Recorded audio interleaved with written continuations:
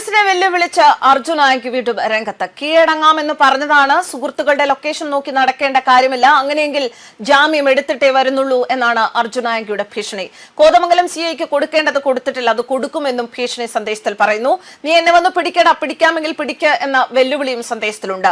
നിരവധി ക്രിമിനൽ കേസുകളിൽ പ്രതിയായ അർജുനെയും 6 സുഹൃത്തുക്കളെയും മേയിൽ കോതമംഗലത്ത് പുന്നേക്കാടുള്ള റിസോർട്ടിൽ നിന്ന് കോതമംഗലം പോലീസ് അറസ്റ്റ് ചെയ്തിരുന്നു. ഇയാൾക്കൊപ്പം അറസ്റ്റിലായവരിൽ മരട് അനീഷിന്റെ സംഘാംഗങ്ങളും ഉണ്ടായിരുന്നു.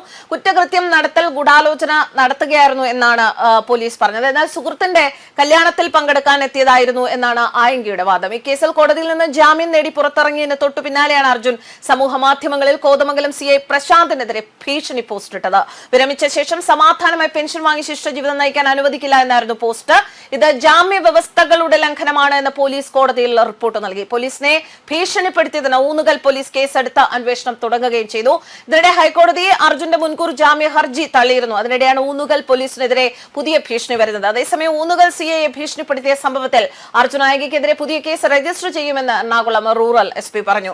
2021 രാമനാട്ടുകര സ്വർണ്ണക്കള്ളക്കടത്ത് കൊട്ടേഷൻ സംഘത്തിന്റെ വാഹനം അപകടത്തിൽപ്പെട്ടതോടെയാണ് അർജുൻ ആയങ്കിയുടെ പേര് ആദ്യമായി ഉയർന്നു കേൾക്കുന്നത്. ഈ കേസിൽ അറസ്റ്റിലായിരുന്നുവെങ്കിലും ജാമ്യത്തിലിറങ്ങി. ഡിവൈഎഫ്ഐ അഴീക്കോട് കപ്പക്കടവ് യൂണിറ്റ് സെക്രട്ടറിയായിരുന്ന അർജുൻ ആയങ്കി ചാലാട് കേന്ദ്രീകരിച്ചായിരുന്നു പ്രവർത്തനങ്ങൾ നടത്തിയിരുന്നത്. CPM, മുസ്ലിം ലീഗ്, CPM, BJP സംഘർഷങ്ങളിലുള്ള പ്രധാന പേരായിരുന്നു അർജുൻ ആയങ്കിയുടേത്. പിന്നീട് ലഹരിക്കടത്ത് സംഘങ്ങളുമായി അടുത്തതോടെ ഡിവൈഎഫ്ഐയിൽ നിന്ന് പുറത്താക്കപ്പെട്ടു. ഡിവൈഎഫ്ഐ പുറത്താക്കിയെങ്കിലും സൈബർ സഖാക്കളെ നവമാധ്യമങ്ങളിൽ സജീവമായിരുന്നു.